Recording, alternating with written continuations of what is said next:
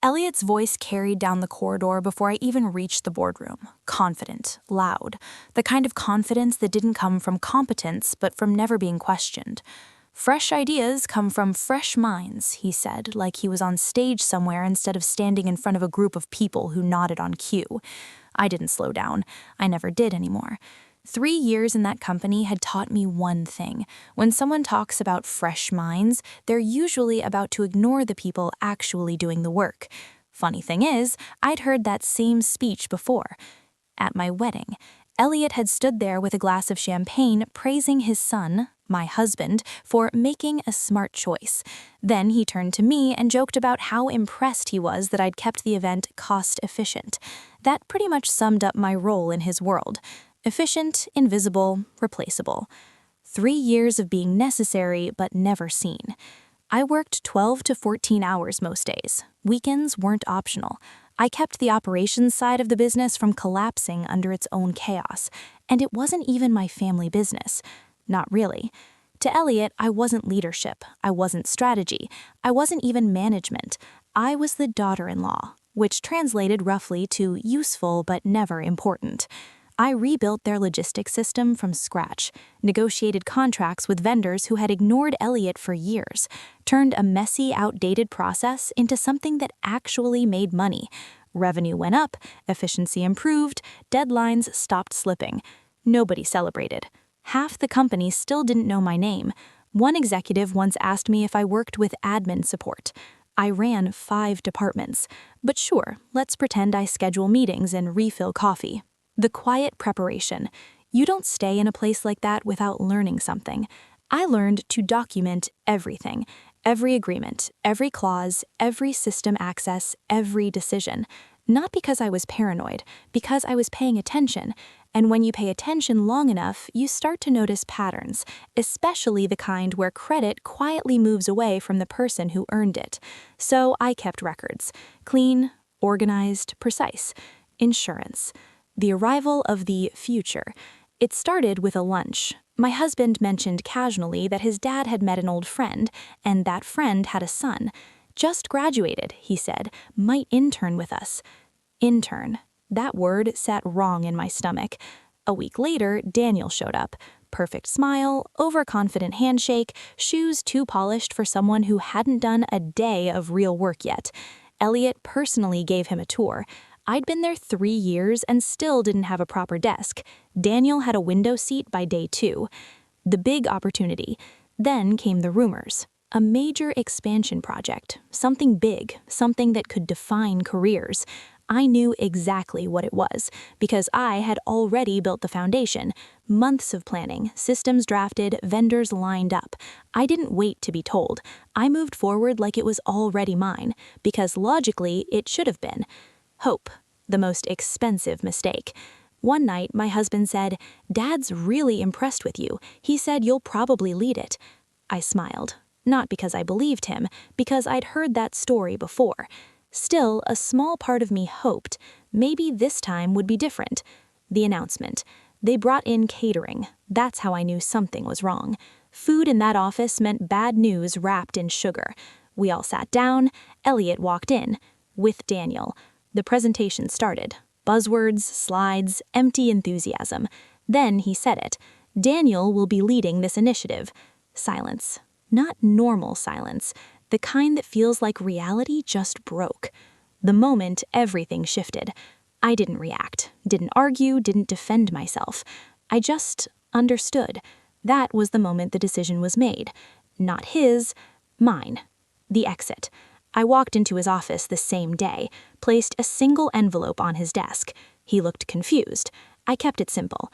I'm resigning, 2 weeks. He tried to talk, tried to smooth it over, tried to act like I was overreacting. I didn't argue. I just smiled, because for the first time, I wasn't asking for recognition. I was taking my value with me.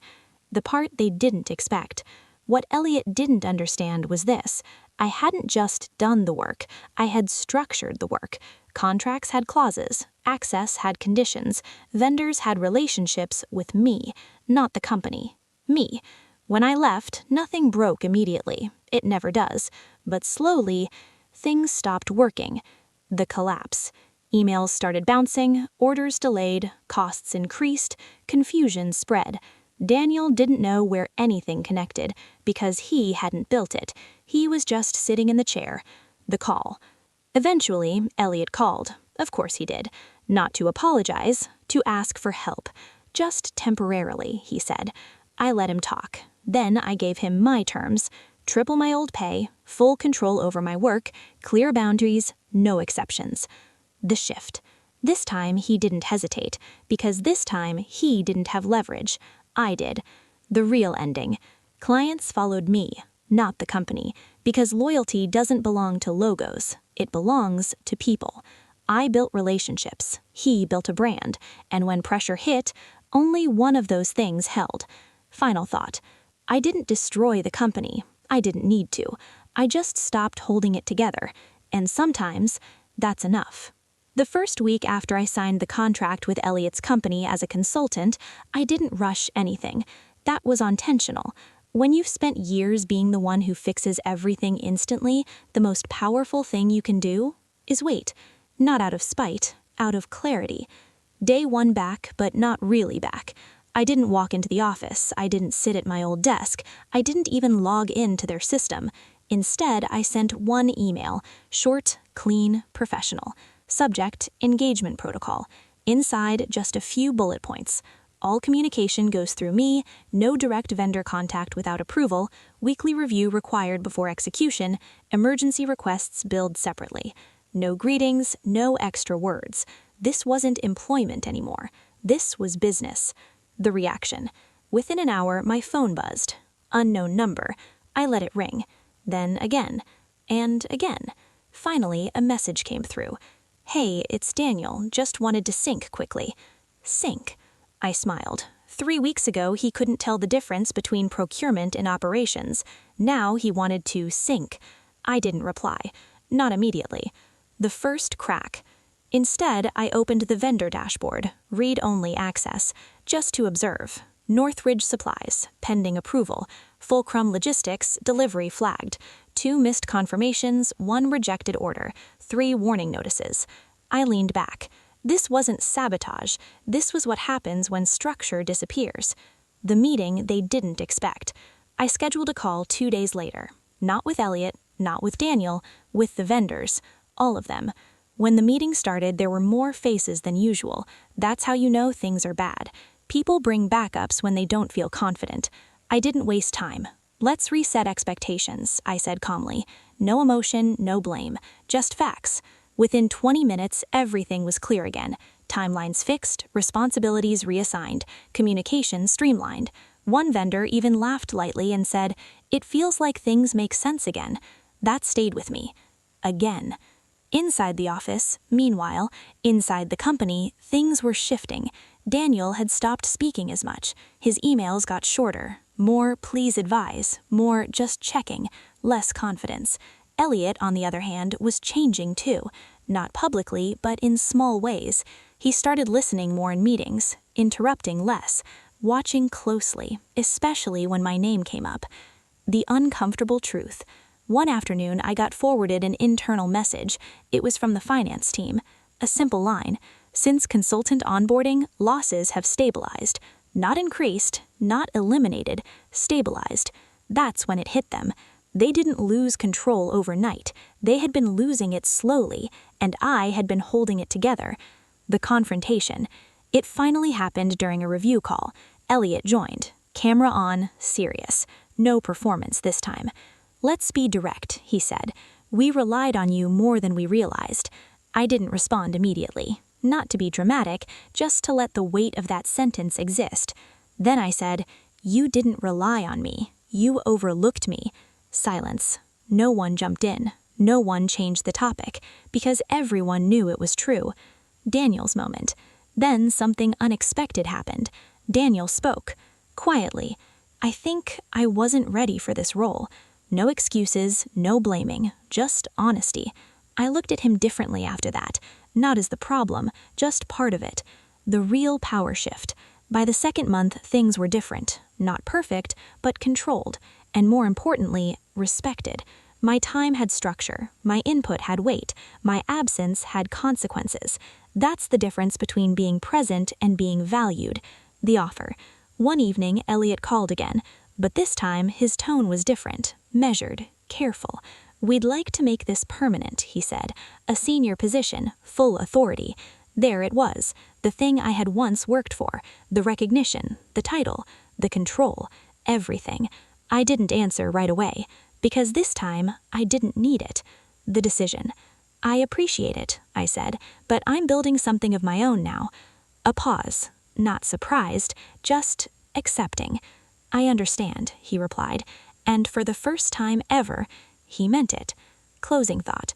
People think power comes from titles, from offices, from being in charge, but real power, it comes from knowing your value and being willing to walk away when it's ignored. I wasn't invisible. I was just in the... The funny thing about leaving a place that underestimated you is how quiet it feels at first. No chaos, no constant emails, no one calling your name like everything is on fire. Just space. And space can be terrifying if you don't know what to do with it. I did. Starting from scratch, but not really.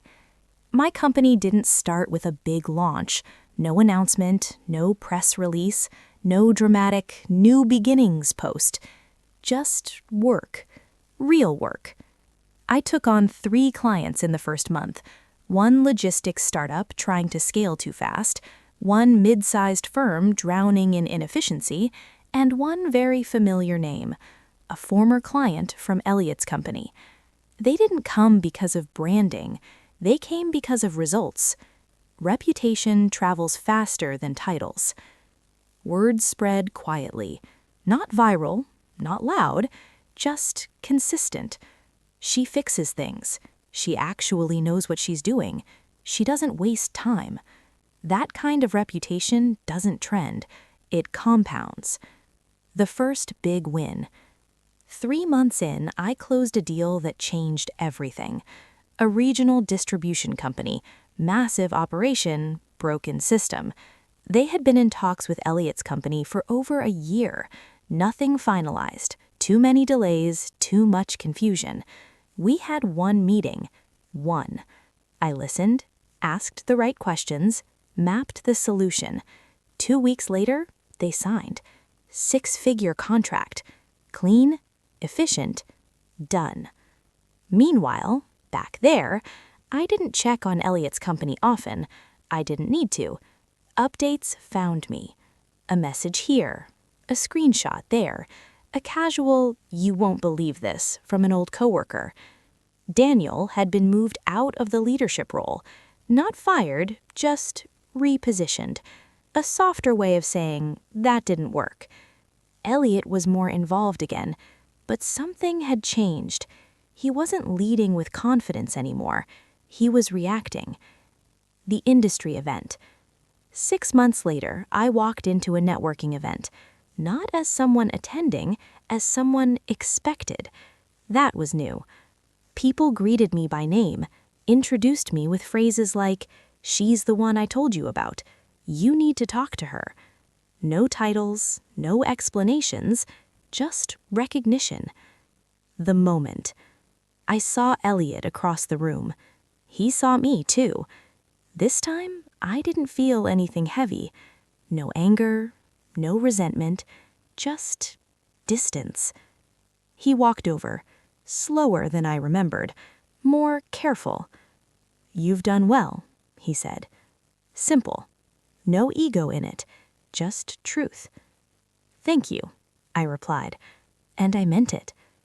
A different conversation. We didn't talk about the past. We didn't need to. Instead, he asked, "How did you build it so fast?" I smiled slightly. I didn't build it fast. I built it for years, just not under my own name. That one landed. You could see it. All those years he thought nothing was happening, something was. Full circle, but not the same. Before leaving, he said something unexpected. "If you ever want to collaborate, properly this time." I didn't answer right away, because now I had options, real ones. Maybe, on equal terms. He nodded, and that was enough. The real victory. People think the win is success, money, growth, recognition, but that's not it. The real win is becoming someone who no longer needs approval from the people who once controlled your opportunities. Final reflection. I didn't take revenge. I didn't destroy anything. I just stopped shrinking myself to fit into a space that was too small for me. And once I stepped out, I didn't just grow, I expanded. Endnote. The girl they didn't see became the woman who finally saw herself. And that changed everything. Success changes your life, but it doesn't automatically fix it. That part took me longer to understand. The quiet distance at home. By the time my company stabilized, my schedule was full but controlled. I chose my hours, my clients respected my time, my work had boundaries. Everything I used to wish for. Except home felt different. Not broken, just distant. My husband and I still had dinner together, still talked, but something subtle had shifted. The balance.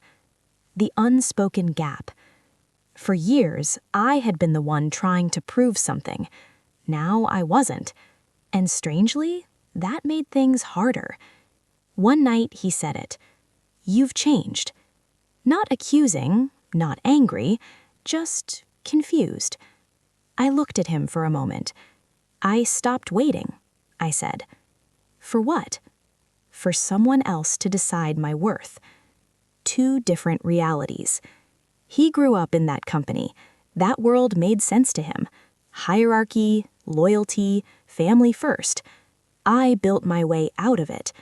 And now we were standing in two different versions of reality, trying to call it the same life. The conversation that mattered. We didn't argue. We talked. Really talked, for the first time in a long time. I didn't see it, he admitted. How much you were carrying. I know. That was the hardest part. Not that they underestimated me, but that the person closest to me never fully noticed either.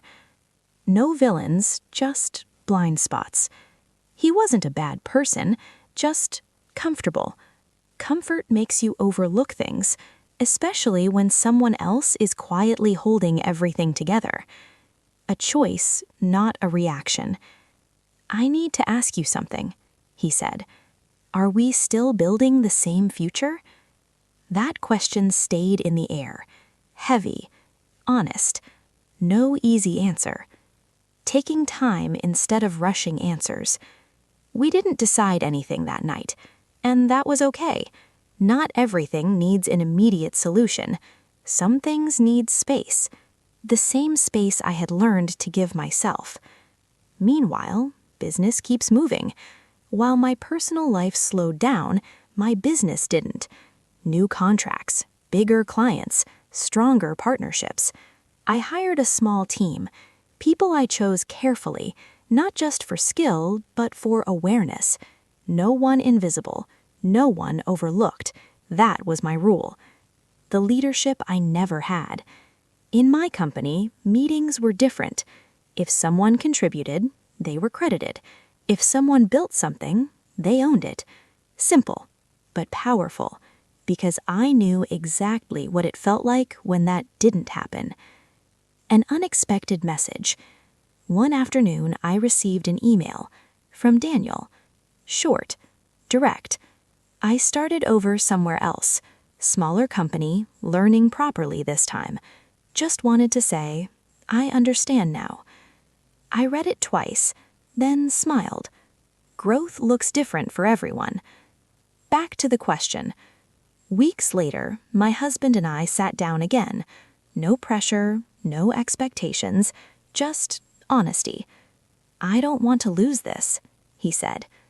Neither do I, but I added something this time. I just won't lose myself to keep it. That was the line.